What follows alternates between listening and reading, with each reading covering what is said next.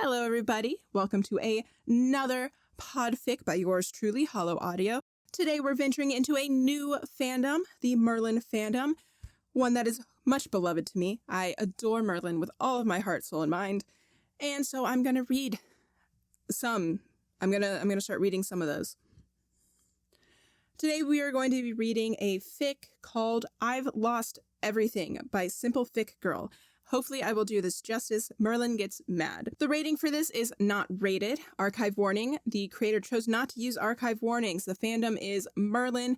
Relationships are Merlin / Arthur Pendragon, Knights of the Round Table and Merlin, Gawain and Merlin. Characters include Merlin, Arthur Pendragon, Gawain, Percival, Leon, Elaine, and Lancelot. Additional tags is post-magic reveal, Merlin's magic revealed, angst and hurt comfort, protective Gawain, protective knights, BAMF Merlin, angry Merlin, Merlin finally explodes, Lord knows he needed it. Platonic or romantic can be seen as both. Alternate universe canon divergence, BAMF Leon, Leon calls Arthur out on his shit. Leon also calls Arthur a prat. The summary is, Arthur and the knights find out Merlin has magic. When he saves them from a bandit attack, they were definitely going to lose. Arthur has the nerve to say Merlin knows nothing of loss, and Merlin explodes on him, letting out years' worth of pain and suffering. Arthur, needless to say, is speechless. Or the one where Merlin finally has a breakdown. Without further ado, this is I've Lost Everything by SimpleFicGirl. Merlin dropped his outstretched hand back to his sides as he felt his golden eyes return to blue. The knights and Arthur looked around in disbelief as they saw all 50 bandits laying unconscious on the ground. The one who was about to deal Arthur a mortal blow, lying flat on his back, sword still in hand. Merlin barely had time to breathe out Arthur before Excalibur was pointed at his neck. "You're a sorcerer," Arthur said, quiet and confused. Merlin tried to nod, but felt the tip of the sword touch him, so he said, "Yes," instead. Arthur tried to hide the look of outrage, anger, and utter betrayal from his face, but he knew Merlin could see it. He slipped into his kingly mask of indifference and called out to his knights behind him. "Bind him to that tree and gag him. If he tries to run, kill him." Merlin's eyes widened, but he did not argue. The knights drew their eyes away from Merlin to stare at Arthur, shocked he would order such a thing. After a long silence, Leon slowly moved towards Merlin. Merlin simply reached his arms back behind his back and walked over to the tree, helping Leon tie himself up. Leon had nothing to gag Merlin with, so Merlin said, "Use my neckerchief. If you curl it into a ball, it should work." Leon was confused that Merlin was allowing him to do this at all, but he did suggest it, and Merlin was effectively gagged. Percival and Elaine stood rooted to the spot, staring at Merlin. Gawain was staring at Arthur, looking murderous and ready to pounce on the king at any given moment. Arthur was sitting on a log by their long-since put-out fire, staring into the distance at nothing. He was trying to collect his thoughts, attempting to reconcile the fact that his manservant, his friend, and the person he trusted most in the world was a sorcerer, and therefore he was evil. The two things didn't connect in his mind, but he had all the evidence right in front of him. Merlin never once took his eyes off Arthur, trying to figure out what was going on in his head, but the king had closed himself off, and Merlin couldn't read him like he always did. The camp sat in uncomfortable silence for a long time. Arthur sat staring at nothing. Leon, Percival, and Elaine watched Merlin, rethinking everything they had ever known about their friend, and Gawain sat and watched Arthur, unblinking, one hand on the hilt of his sword, ready to jump in to protect Merlin at any moment. The longer Merlin was gagged, the angrier he got. He wanted Arthur to say something. He wanted the sadness and the anger directed at him, so he got the chance to say all that he never had been able to before. He had to take a deep breath to calm himself down when he felt himself getting too agitated. Finally, Arthur spoke up. He couldn't even look at Merlin, let alone look him in the eye, but he addressed him anyway. You've betrayed Camelot. You've betrayed me. All this time, you've lied to me and used magic?" Merlin tried to spit the neckerchief out to reply, but he couldn't. Arthur kept speaking. "You've been my servant for 7 years. I trusted you, and you have committed the worst act of treason possible. The knights were shocked at the venom in Arthur's voice as he spat out the words. They had never heard the king that angry, and they had never imagined it would be directed at Merlin. Despite this betrayal, Merlin felt the first glimmer of hope in hours. I still believe you have been useful as a servant over these years. Therefore, I will not execute you for your crimes. Merlin knew he should be happy, but the indifference with which the words were spoken scared him. Arthur continued, You will stop using magic, and you can continue to be my manservant. Arthur addressed Leon. Take out the gag. Let him speak.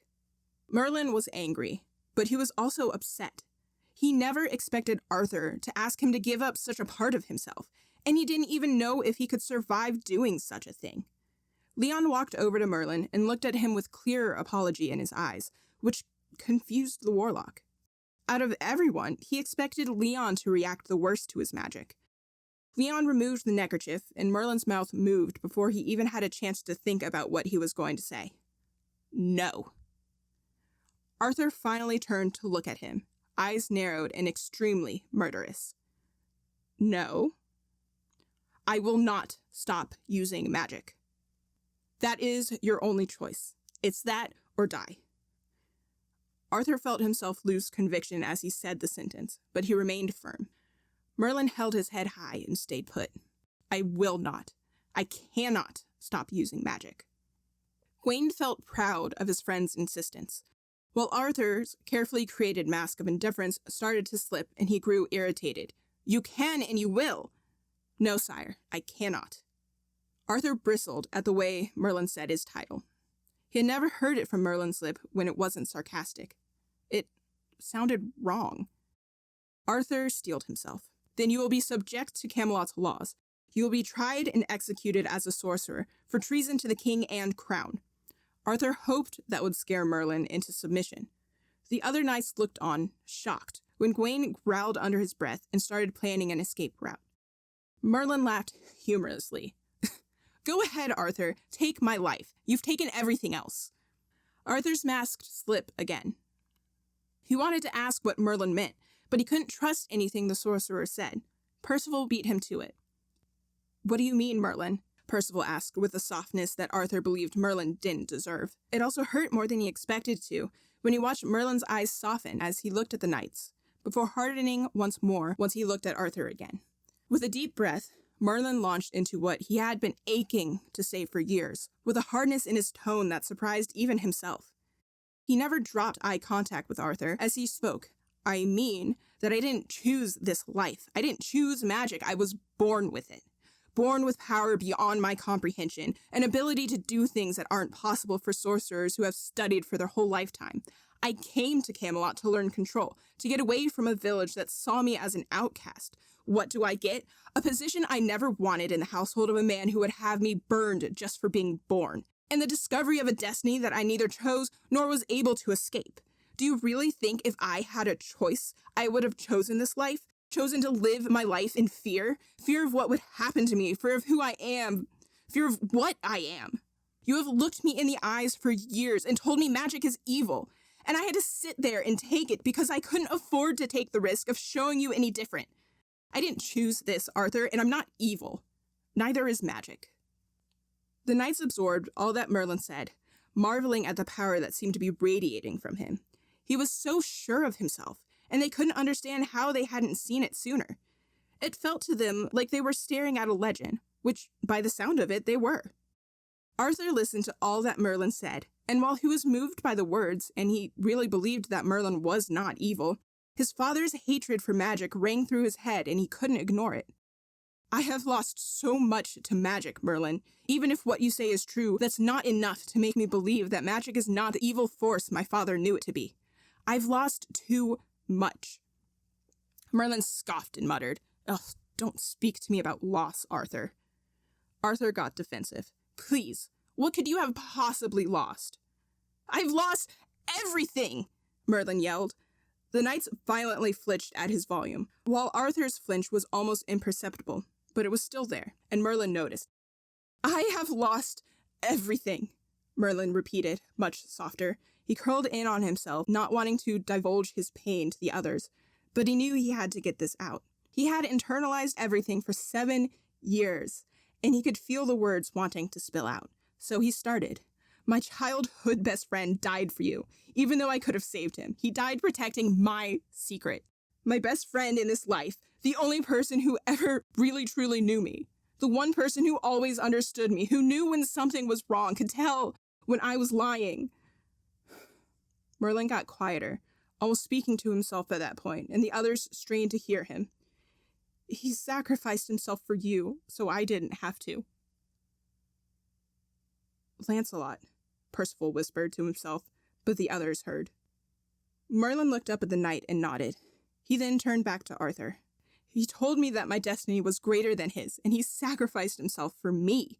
Not for Gwyn, not for you, not for Camelot. For me. Merlin took a deep breath and noticed that Arthur's resolve seemed to be fading, like he was growing to understand what Merlin had experienced. He'll never understand, Merlin thought. My father died in my arms that day after we met him, by a sword that was intended for me, and you told me that no man was worth my tears.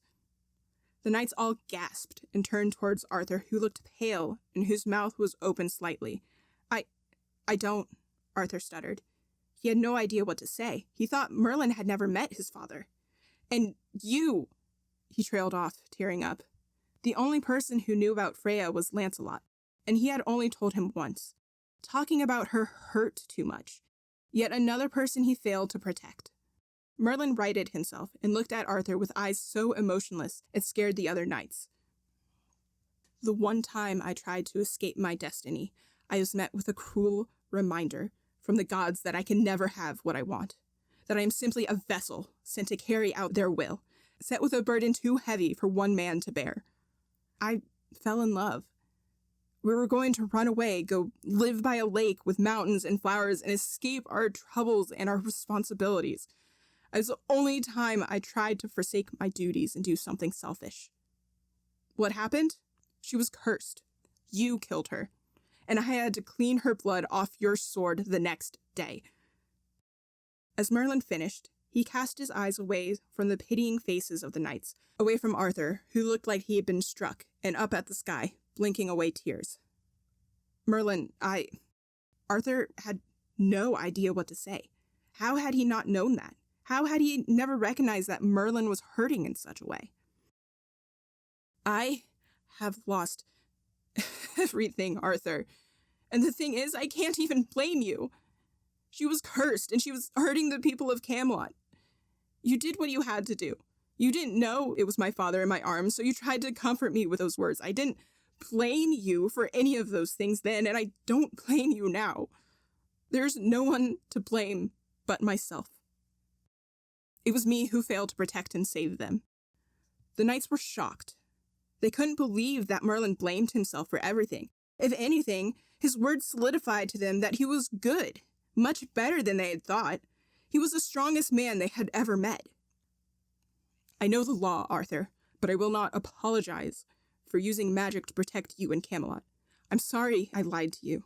I tried to tell you so many times. In the beginning, I knew it could get me killed then. When we became friends, I didn't want to force you to have to choose between me and your father. Then, once you became king, Merlin trailed off, not knowing what to say. He finally decided on, I was scared. I'd lived my entire life in hiding, and it was just easier to stay that way. I don't know what to say, Arthur stated. Let me make it easy for you. I never had a choice. I was told of my destiny, told that I couldn't escape it, and told that I essentially had the weight of all of Albion on my shoulders. Honestly, if I had a choice, I would choose to protect you, all of you. You're my friends. The knights allowed themselves to be grateful for that while he continued. But the fact is, I never actually had a choice. Everything I do, even to avoid fate, seems to cause it. So I'm going to give you the luxury of a choice, Arthur. You either kill me, or I come back to Camelot and continue to protect you. I'm not asking for anything. I'm not asking for recognition. That never was why I did it. I'm not even asking to be anything other than what I already was. I'm simply providing you with your options. Kill me here and now, or I continue to serve you. I will not leave Camelot. I've sacrificed too much just to give up now and not see this through. The only thing I have left to give is my life. I've lost everything. Everyone else. Arthur was speechless. He sat there, staring at his friend, mouth opening and closing because he had no idea what to say. Before he got a chance to say anything, Gawain spoke up. If you kill him, you lose me. Merlin turned to look at Gawain sharply, went to shake his head and tell him not to do anything stupid, but he held his hand up to stop him. Gawain looked at Merlin. I was your friend before I was his knight. I saved his life because of you. I came to Camelot because of you. I became a knight because of you, Merlin. He emphasized the you. I will not serve a king who does you harm. Merlin allowed himself to enjoy the warm feeling that formed in his chest at his friend's loyalty. He gave Gawain a small smile, a real one, and the knight replied with one of his rare, sincere smiles. You lose me too. Percival stood up to make his point. Merlin looked surprised. Percival continued. While Lancelot and I traveled together, before we came to Camelot, he spoke of Merlin often. He said that Merlin had saved Camelot more times than he could count, and that he was special, very special, that he was kind and compassionate, and Arthur was incredibly lucky to have him. Of course, he never told me how Merlin saved Camelot, or how he was special, but that's clear to me now. The large knight gave Merlin a small smile as he addressed him. He believed in you. And now that I know you, now that I am lucky enough to consider you my friend, I believe in you too. Merlin teared up at Percival's words, not used to so many sentences coming from him at once. Elaine spoke next. And me.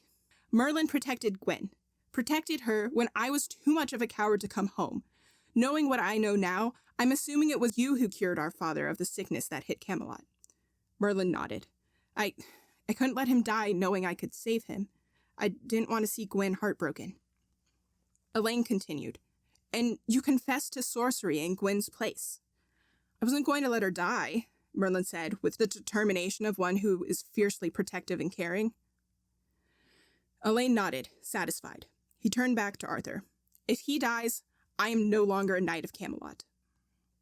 Arthur listened to his best knight's testimonies, waiting with bated breath for what Leon would say. The others, to an extent, he knew were there because of Merlin, but Leon had been loyal to him first. He wanted his opinion. Merlin wasn't expecting much, but no one predicted what would leave the first knight's mouth. You will lose me too, sire. Merlin's jaw dropped open, as did Gawain's. Elaine and Percival looked on at their friend, proud. Arthur gestured for Leon to continue. I used to pride myself on being the person who was most loyal to you, sire. The man who would give his life for yours without hesitation. Until Merlin. I apologize for saying it, but 7 years ago you were arrogant. You were self-absorbed, ignorant of many things, and you were, by all accounts, a prat. Merlin tried to hide his snort. Gawain was less successful. Arthur couldn't believe what he was hearing, and Leon looked shocked that he had let out such a thing. He continued. Merlin turned you into a great prince and king, but an even better man.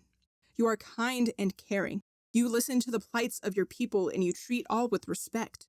I do believe Merlin caused these changes in you. I've never met a person more loyal in my life. And if there were to be anyone who could be more loyal to you than I'm glad that it's Merlin. There's no doubt in my mind that he is good. Leon turned to smile at Merlin, who replied with a smile so bright and sincere that it actually made Arthur feel better. Leon looked back to Arthur. If he's as powerful as I believe he probably is, killing him would be killing Camelot's greatest defender. I will not serve a king who makes such a decision. Furthermore, I will not serve a king who harms a loyal friend such as Merlin.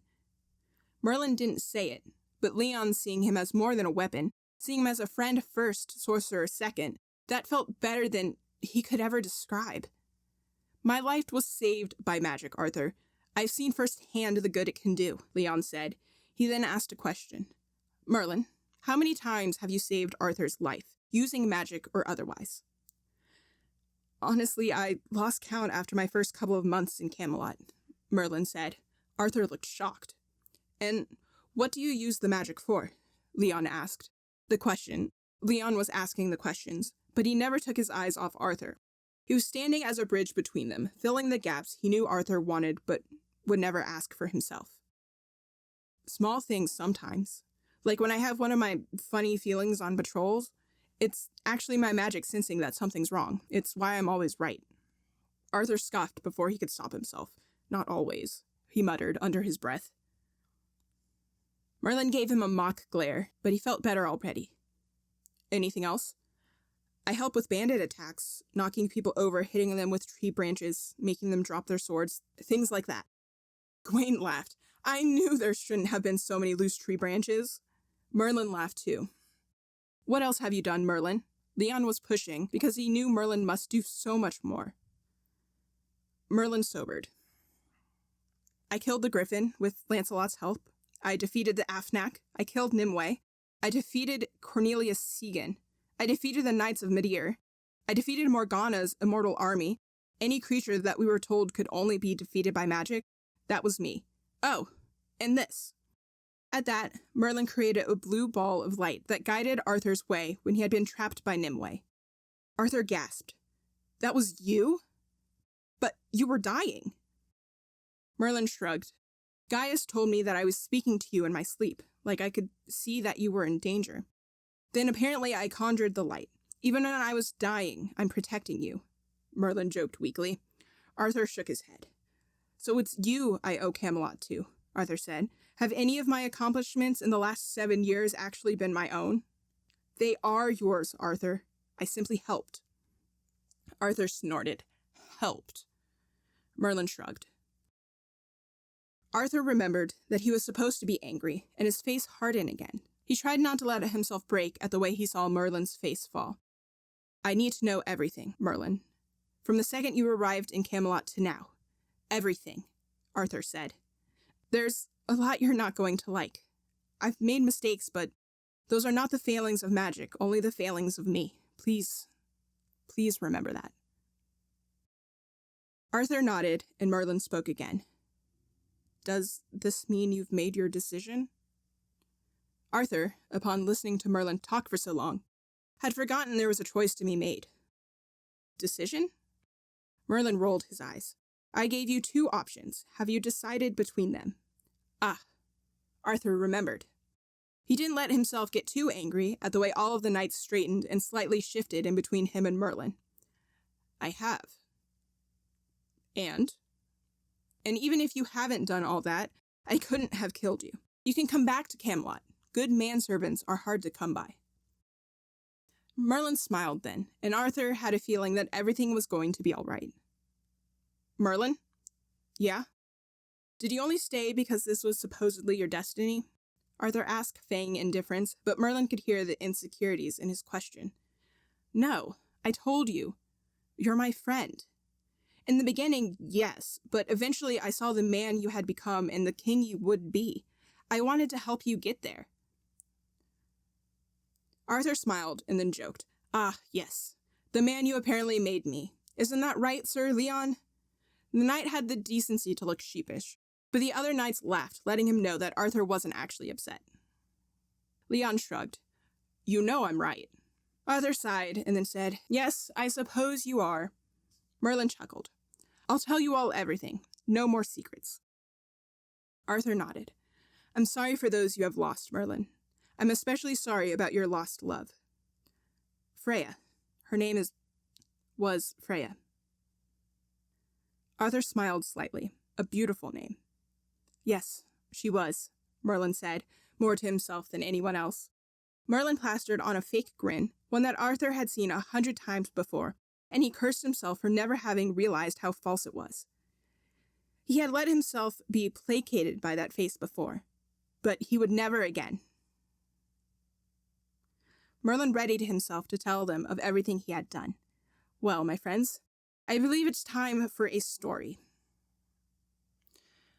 All right, everybody, thank you for joining me again for another Podfic with a new fandom. This was I've Lost Everything by SimpleFicGirl, read by Hollow Audio.